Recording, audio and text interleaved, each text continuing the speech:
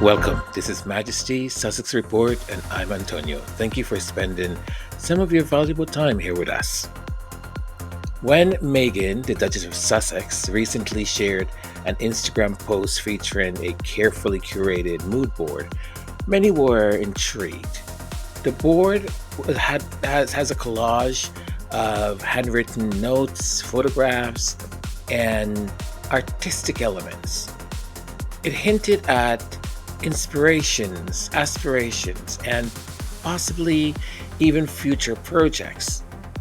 But what exactly is a mood board? And how does it differ from a vision board? Are they interchangeable? Or do they serve distinct purposes? More importantly, how did this once niche creative tool evolve from a business staple into a personal and psychological phenomenon?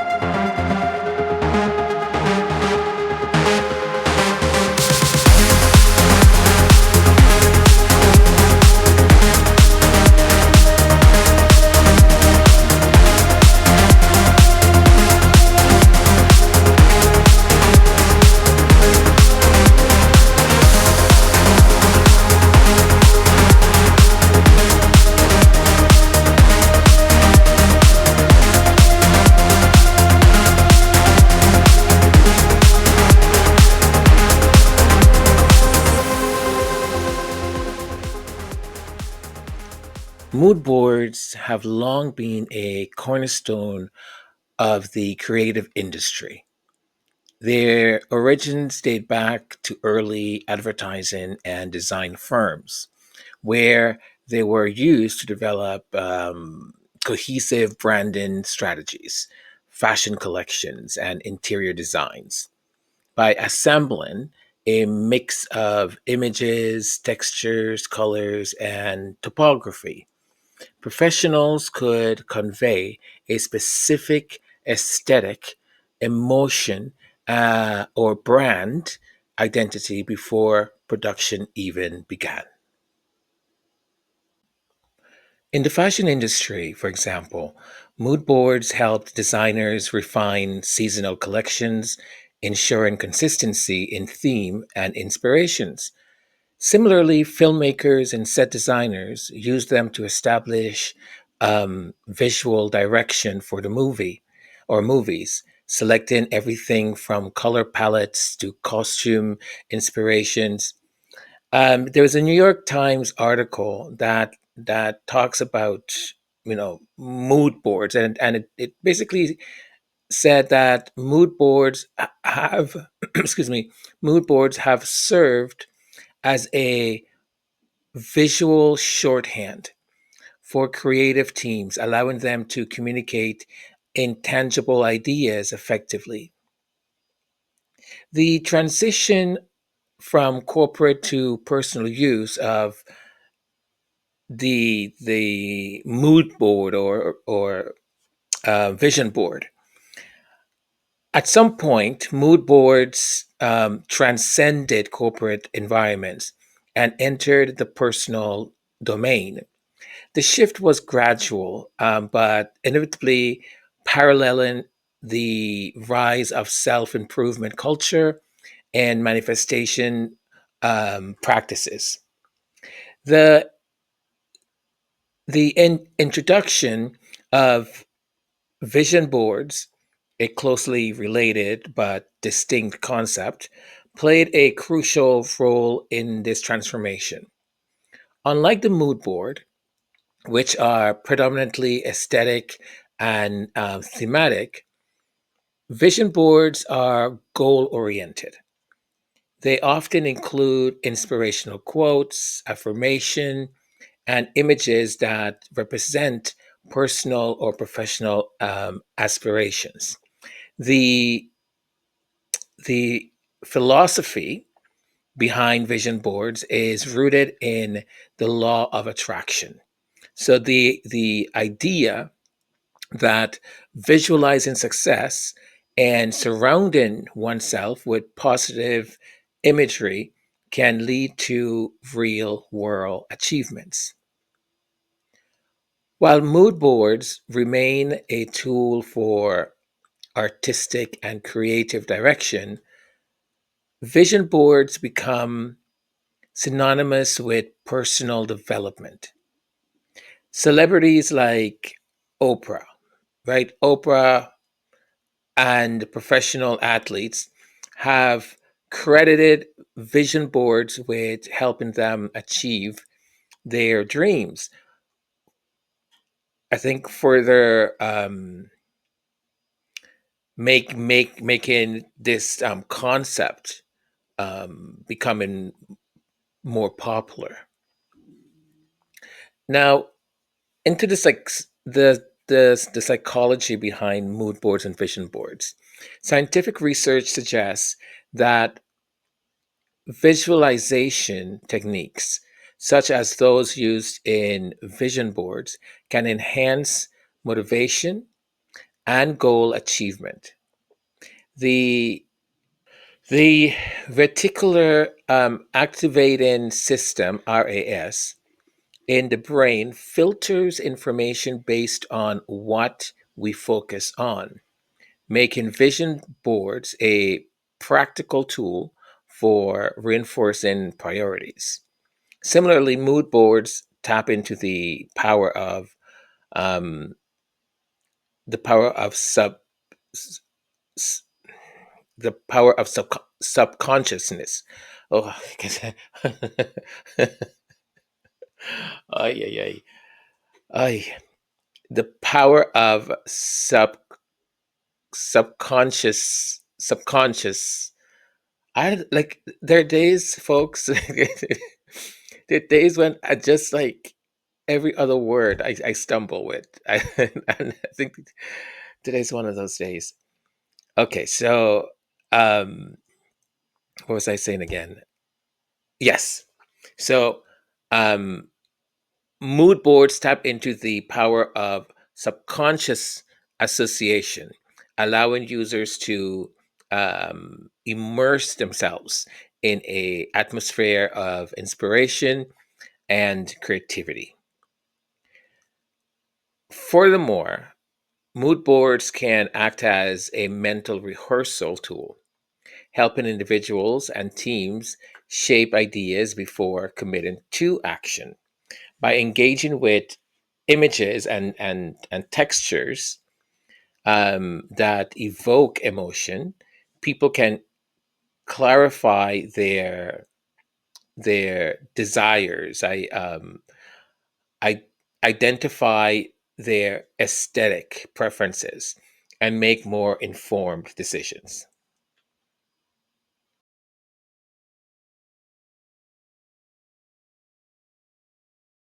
Well, hey, Suge, listen, we gotta talk about something real quick. This message is for the white people out there. If you as a white person, if you are full of caucasity, this message is for you.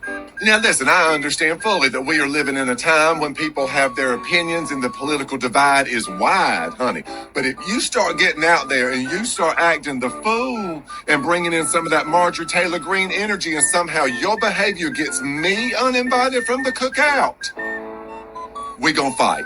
I'm just letting you know, honey, I live in Atlanta and I have earned my invitation to the cookout. I have had an invitation to the cookout for some time. And in Atlanta, honey, that is the highest honor that you can get as a white person is when you are formally invited to the cookout. But if your behavior all of a sudden messes up my ability to go to the cookout, don't ask who slit your tires because it's me.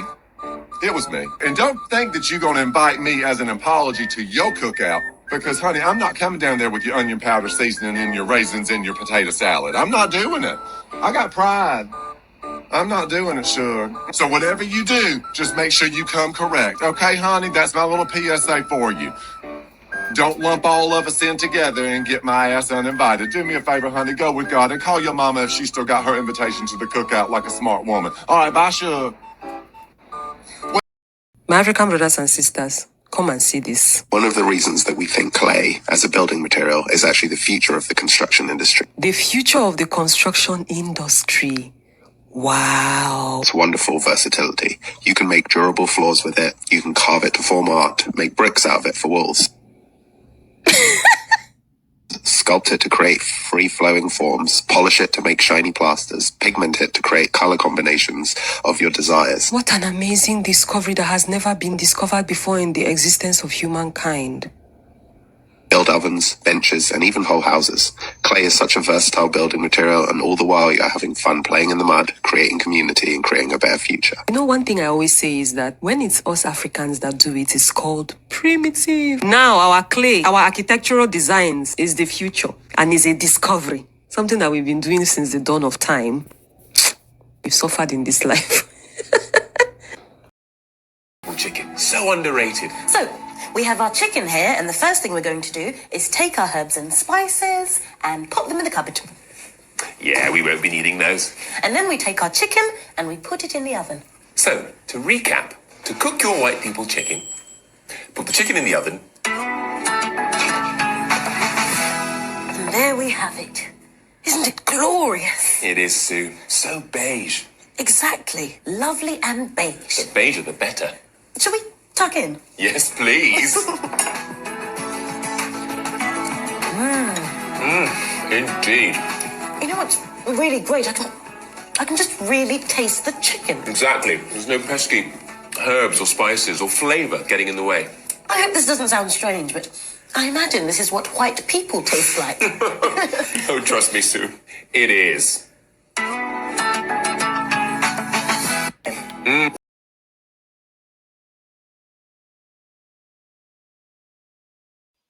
I laughed so hard,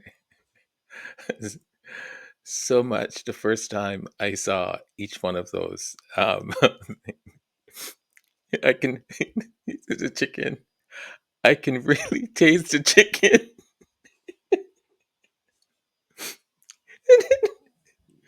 The best line. The best line. Oh, trust me, Sue. That's what they taste like. And she's like, how would you know?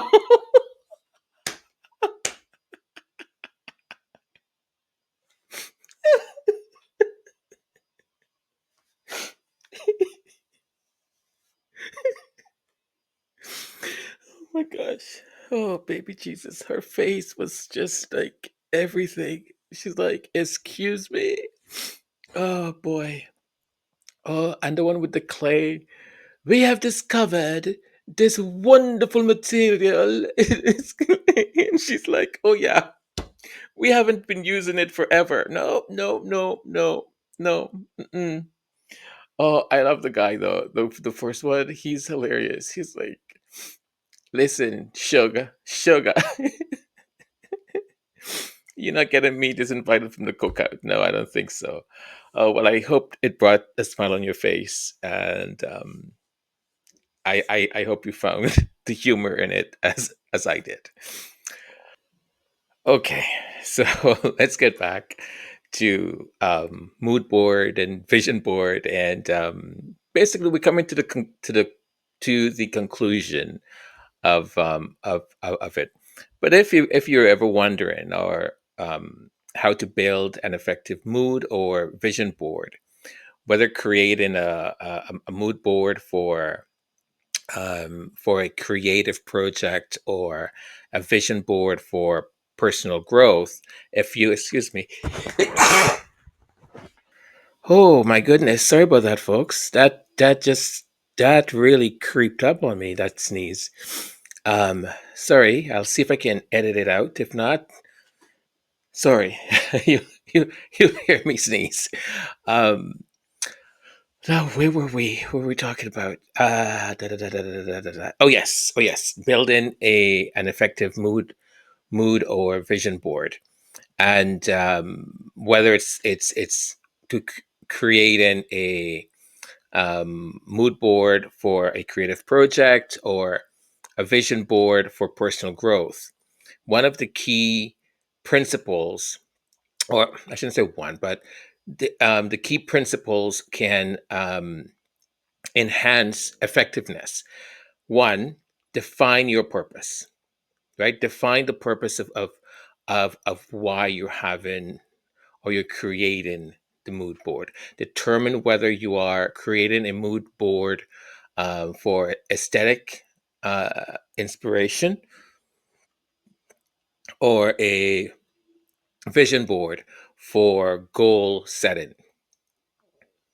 Clarify on intent, and that should help you with at least that first stage of knowing whether you're creating a mood board, or indeed it is a goal oriented board, which would be a vision board, right? So the intent basically will shape the mood board, or sorry, the board content.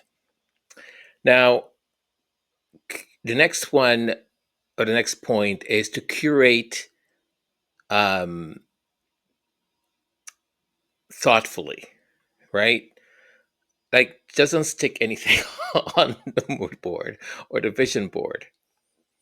Like, select images and quotes, colors, and textures that truly resonate with your vision. Avoid clutter and creating a board that is just packed with just a bunch of things, right? Um, that are just all over the place and kind of random.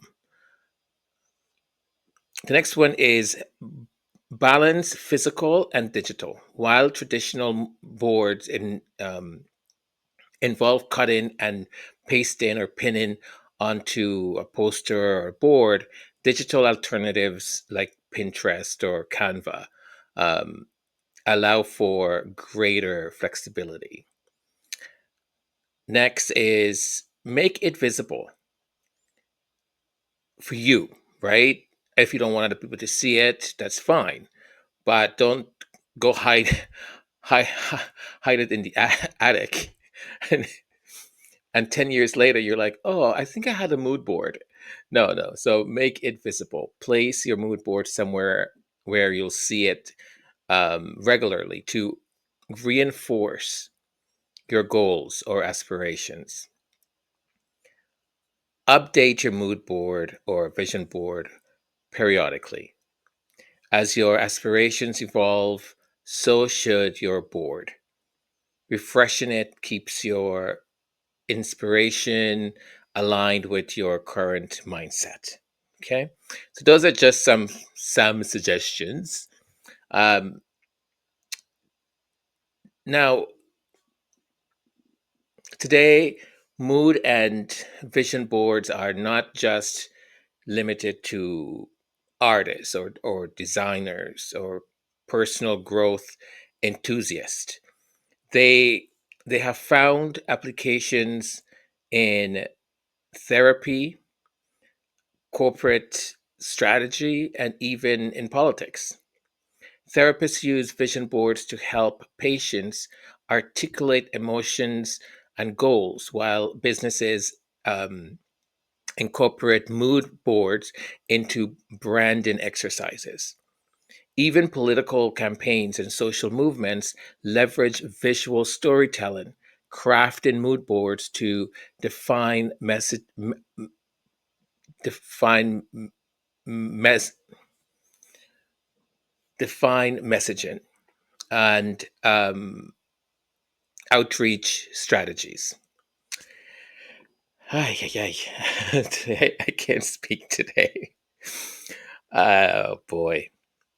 So, Meghan, the Duchess of Sussex, Instagram post is more than just a collection of beautiful images, right?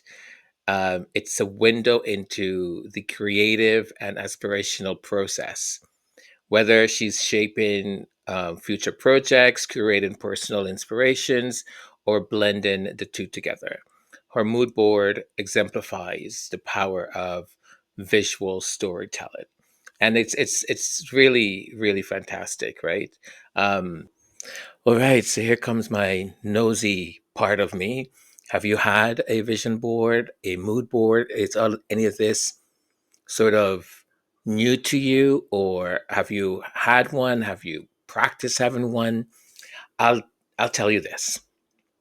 I remember very well someone explaining to me about having a vision board. They're like, you need to map out where you want to head in life, what you want to do, and it will help you focus on the things that are going to put you in that direction, right? Now, I am I have an odd personality, I think, or my system reacts very weirdly to certain things. I'll give you an example. If I tell myself, right, I'm telling myself this. If I say to myself, hey, buddy, you've gained a lot of weight, not good. So we need to lose the weight tomorrow. Okay? We're going to start tomorrow. We're going to research some stuff and you're going to stick to it. Let me tell you this, I will fail. I will sabotage every time, any moment that I've got, I will sabotage myself. Now, if I don't say it out loud, if I just have an internal conversation, right? Not recognizing that, okay, the goal is to lose weight. But I know that my pants don't fit anymore. None of them. I automatically would start making different choices. But it's making the choice because I want to, or there's a goal. It's not even a goal that I have to achieve. It's just going, okay, we need to eat differently, we need to do certain things, and I just do it.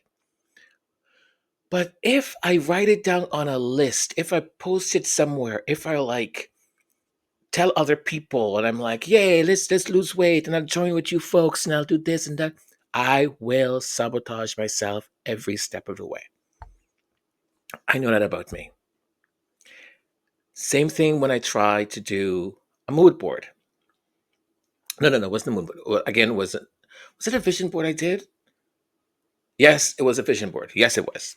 Not a mood board, a vision board, because it had goals on it. So things I wanted to achieve, where I wanted to be in 6 months, all of this other stuff, right? Imagery and stuff like that, the type of home I wanted to have, the kind of decor I like, and so on. I will tell you, again, part of my odd personality. Instead of it being an encouragement, instead of it being more, you know, a motivation to do things, it had the contrary effect on me. Anytime I would look at it or pass by it, if I had not accomplished something on it, I just felt depressed. And I would put pressure on myself too, which I don't like people putting pressure on me too much because then I just kind of go inwards. Um, as I said before, you can get me to do almost anything if you're kind. If you get all like up in my business or rude, obnoxious, or aggressive, I'm like, nah. I shut down immediately and I will not hear anything you said or ask. Shut down. I just shut down. So it was just, I kept looking at it and kept feeling quite crappy about myself.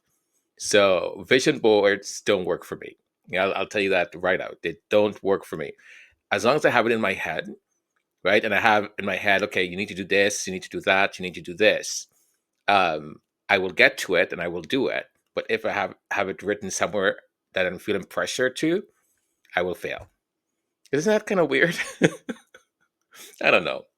But if you've done vision boards or mood boards, do drop a note in the comment section, and tell me if it was successful for you or not. The other thing too, I have done mood boards when I wanted to, when I'm designing something, or I like a certain palette, right? Like for example, when like decorated my apartment, I wanted it to look a certain way. I took my time in purchasing certain things because I was had no money. So I had a lot of things that were just like hand me downs and leftovers or whatever, which I didn't mind at all. But I had a vision, and slowly I would buy this one piece. Then I would buy, 6 months later or a year and a half later, I'll get like the type of lamp I wanted, and so on and so on. And but that had a vision, right? I had a mood board for it because here's the thing with me too. You leave me in a store. And I get distracted really quickly. I'm like, oh, that's pretty. Oh, that's cool. Oh, I like that. Oh, that's pretty. Oh, how much is that? I, I'm like that. I'm like very ADD-ish in regards to that. It's just like I want to buy everything, and then you get home and you're like, well, nothing matches to get rid of things. But so the mood board really kept me in check. It really kept me, you know, staying on what my initial vision was. Oh, okay.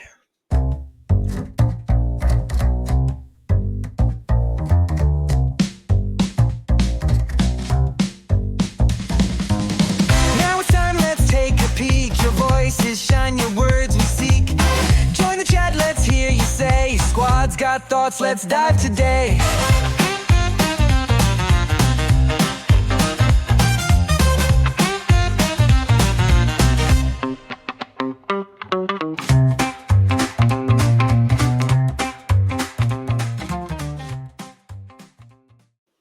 So here we are. Comments, comments, and comments.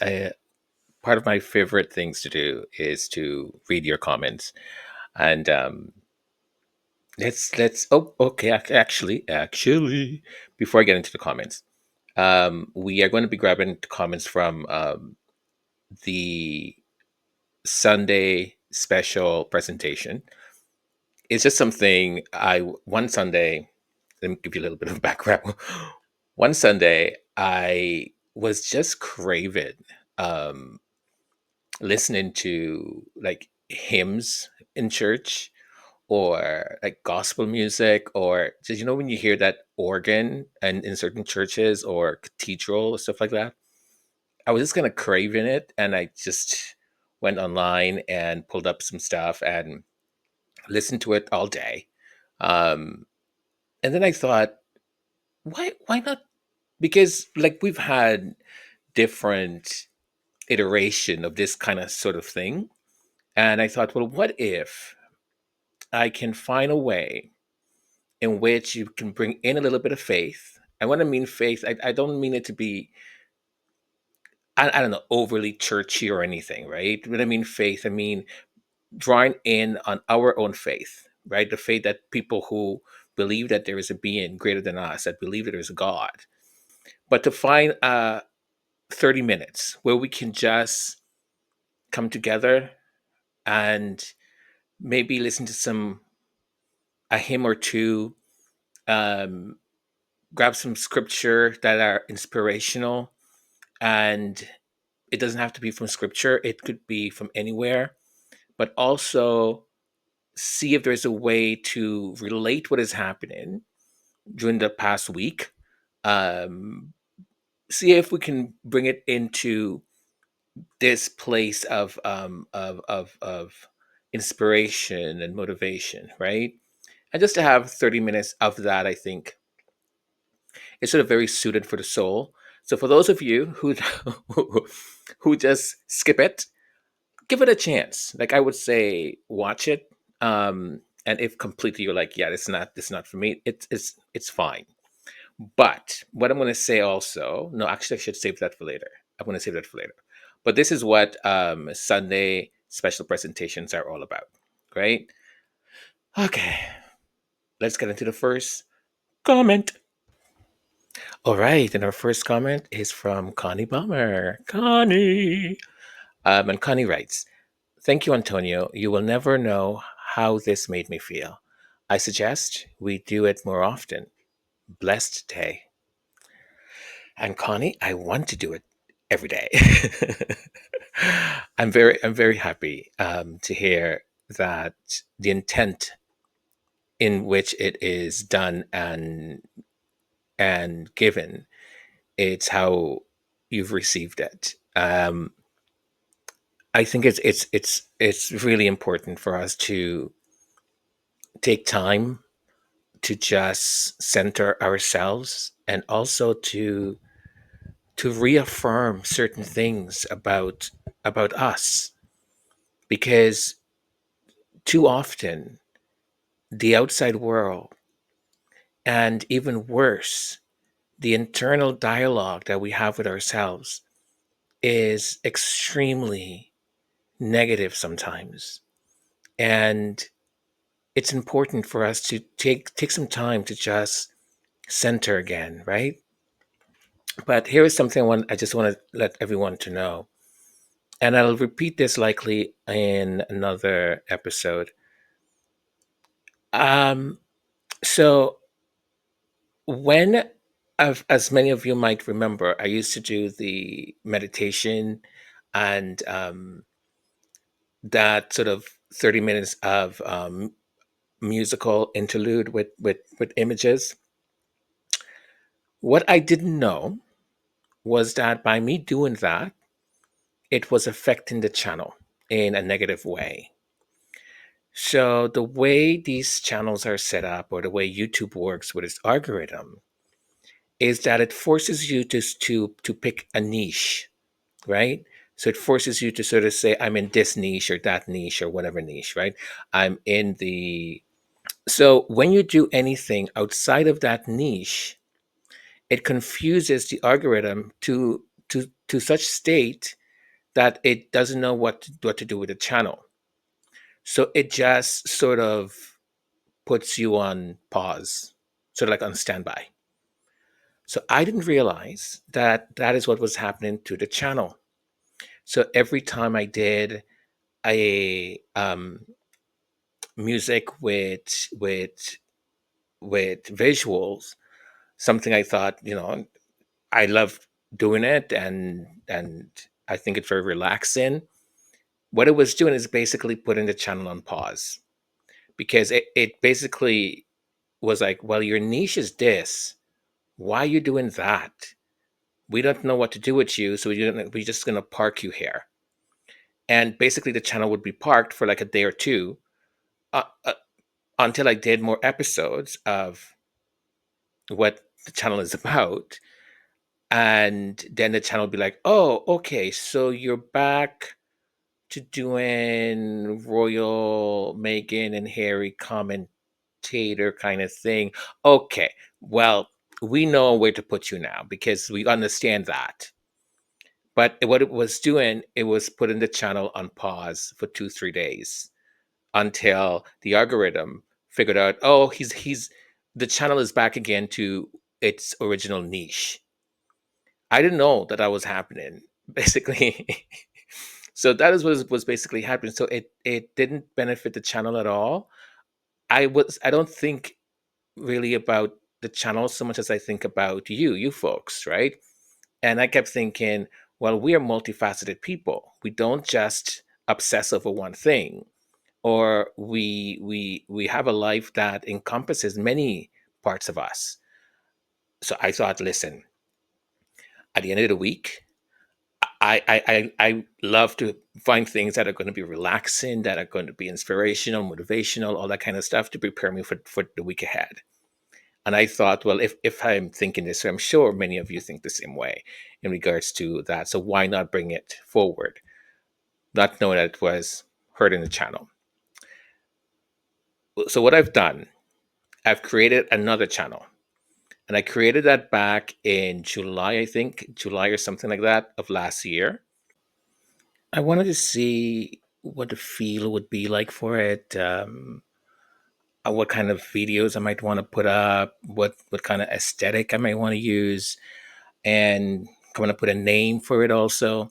So I did this, kind of maintained it for a bit. I would say maybe for a couple of months, and then I didn't post anything else or do anything else. I got busy with this channel, and so the name I have for it is "Hey Person on the Moon," because when I was a kid, I used to speak to the little man on the moon after reading Le Petit Prince, the Little Prince. Um, so I used to, go into my own imagination in my head when I was in hospital or something, and would speak to who I thought was my friend on the moon. So it's going to be dedicated solemnly to inspirational messages, motivation, relaxation, that sort of thing. And I've already started to, um, I have a schedule of things that will be posted. So you'll have something in the morning time. Well, this is Eastern Standard Time. Something in the morning, and you'll have something um, towards the evening, also late afternoon, evening. So that would be inspirational, motivational, or just to relax. And so so join that channel, Hey Person on the Moon, and I will put the link to it in the description. This description. I'll put a link to it also in the comment section. Um, to join, and hopefully you will like it. And I will still do the Sunday special presentation here on Sundays on this channel. So that's not going anywhere. All right. So, Connie, yes, the answer to the question or the comment is yes, absolutely. And here's our next comment from Beverly McCaskill. Beverly. Beverly writes, thanks, Antonio. Really appreciate the hard work and time that you put in your podcast together. I, for one, appreciate the music, the pictures that you use, and the many ways that you get us to look at the crap the Sussex family has to go through. Thank you so much, Beverly. I often take the time to sit down and think it through, what I want to say. And when I started this channel, I had a million things in my head, and I would pick the sort of hot topics that were happening and talk about them. And many times I found that my nervousness and whatever actually came through a lot. And I thought, before you say anything, I know I would have it written down on a piece of paper, but just sort of like the main kind of points. But now I go beyond the main kind of points. I kind of almost script it out. So I, with certainty, know what I'm going to say. And I'll look it over. I will revise it. Sometimes I'll finish an entire podcast and then I'll re-listen. I'll listen to it and I'll think, oh my gosh, like I don't like that point of view at all. Like it's not that's not what I meant or what I mean. So I'll just delete the entire thing and start over. So I appreciate that you're able to see the work that actually goes into it. I really appreciate that. And from for me, I I'm looking at what's happening to the Sussex family as to how it influenced the broader society. And for me, what Meghan and Harry represent is sort of like what's happening to them. It's sort of like a test subject. We have to understand that these two people are not ordinary people. And the history that has brought them together is one that, for thousands upon thousands of years, people who hold power have done everything to keep it from happening. And what I mean by that Look, as all of you know, I'm from a multiracial, multicultural background. My parents did not have an easy time coming together. They loved each other, but it wasn't easy. Over and over, I mean, it's not. I think there's still a few states in the U.S. where interracial marriage is still illegal. So to have these two people, and especially one of them being from the, if not oldest institution in the world, the institution that brought us in many ways slavery to the new world, and in many ways, not in many ways, but did benefit from all the riches that they have taken from colonizing three-quarters of the world. And to think that a descendant of a person who likely was enslaved at one point or another in their life, that their daughter would then marry into that institution. It's an incredible, incredible story. So my viewpoint, it's always centered on this is history we live in. This is important history. And how does it affect not only them, but it's going to be rippled effects to the rest of society? It amazes me to observe, to watch, and to have commentary on the struggles, the pull, the take, the give.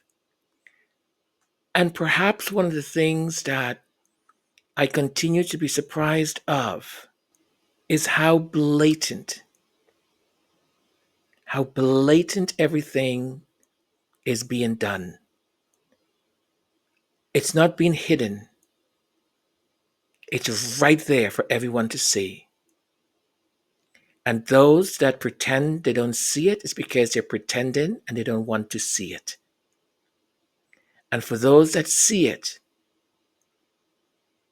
they have a choice to make. They either speak up and support, or they go against it. Because the people who say that they're not sure about this or they're ignorant about it, no, you're not. I would say the majority of the people who say they don't have an opinion on it, you do. You do. Because your opinion has already been formed based on any newscast you watch, based on any magazine you pick up, based on the hundreds of negative podcasts that exist on this same platform. Right? So it's fascinating for me to be in this space and to be able to do this, and for you folks to show up and listen to anything I have to say.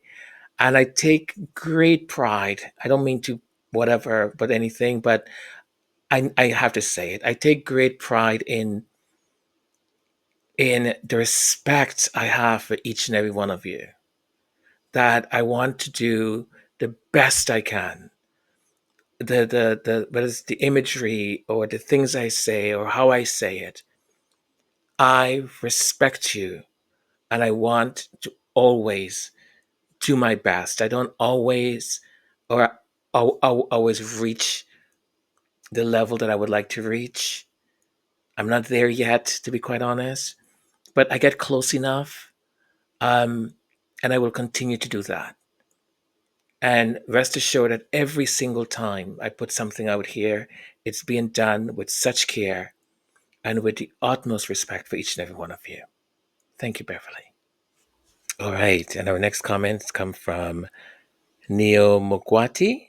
I hope I'm at least getting that a little bit correct. Do forgive me if I mispronounced your handle. And cookies and cream. So, first one, we've got thank you, amen, and amen. And thank you. Thank you. It's it's a pleasure to do this, and thank you for taking the time to write comments and to be here. It's absolutely appreciated. And cookies and cream. Thanks, Antonio. Enjoyed the Sunday special presentation. Your podcasts are so enlightening. I'm assuming that word is enlightening. Um, I'm not sure, but if it's not, do correct me, please. Cookies and cream. I'm gonna say this: Cookies and Cream has this campaign, and I love the campaign that Cookies and Cream has because it's all about. I'm just gonna say the word peg is in that campaign. And I just want to say, Cookies and Cream, I support your campaign 100%. Look, all jokes aside, thank you so much for being part of this journey, for commenting, for ever so often bringing just a delicious sense of humor. And this is why, Sunday special presentation is here. I, I, I I like finding ways that that brings us some sense of connection with each other, connection to a higher power, and connection with self. Right? We're often so busy with these busy bees. Society has made it so that we're often just buzzing around, and we don't take the time to actually just stop, right, and focus. Because if we stop and focus, we learn. When we stop and focus, we're able to evaluate things. And this society that we live in doesn't want us to do that. It wants us to be consistently bzzz, no time for anything else. Thank you, folks, for your comment. Appreciate it. And our next two comments are from Fuan and Jennifer Clark. Fuan said, a unique podcast that uplifts. Thank you, Fuan. I try my very best. Um, I don't always, as I said before, sometimes when you're in a mood, and when you're in that mood, it reflects on some of your thoughts. I try to do my best for whatever mood I'm in, not to be influenced, and try to always sort of present what I need to present. And of course, it's not always uplifting, but for the most part, I try. But Sunday special presentations, those are intentional. Intentionally, I always want to leave you with something um, that makes your soul feel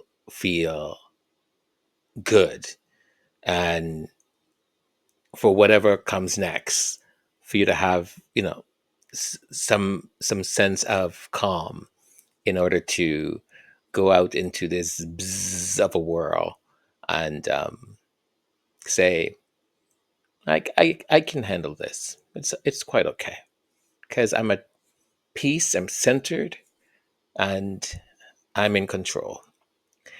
And Jennifer Clark said, thank you, Antonio. Much appreciated. Oh, my pleasure, Jennifer. It is an absolute pleasure. I am so blessed in so many ways by doing this. It's such an outlet. Um, it's work that brings me joy. Not always. When I say not always, it's the pressure I put on myself. But once it's done, I'm like so happy about it. And especially when I think I've said the things that need to be said and at least brought additional perspective to an issue or anything in general, right? Because the people who are in this space, the ones that are pro Sussex, um, are doing extraordinary, great jobs. I am always in awe of some of the things that so many do, and it's just me bringing forth my little drop into that bucket.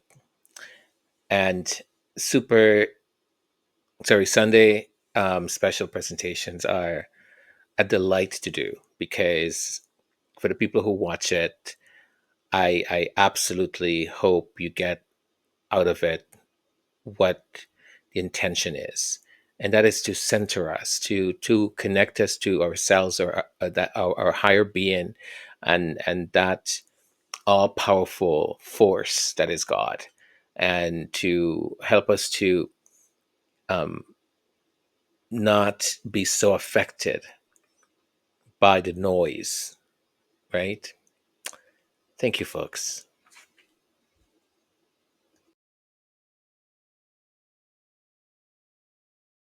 Beard. Are we here for it? I love it. I think it's great. But I've talked to him about it or tried to talk to him about it. And he's like, it's here. I have a beard. You know, no further conversation. William's beard. Are we here for it? I love it. I think it's great. So that will be included in the next episode. I'll be dropping that episode later today. I'm working on it right now. Yeah, that's all I'll say. I'm working on it right now. I really, really, really, really do hope that you will watch it or watch it. And thank you, folks. Thank you for being here. Thank you for showing up. Thank you for everything. I appreciate you very much. Don't forget to subscribe. If you're already a subscriber, don't forget to click on your notification or put it on.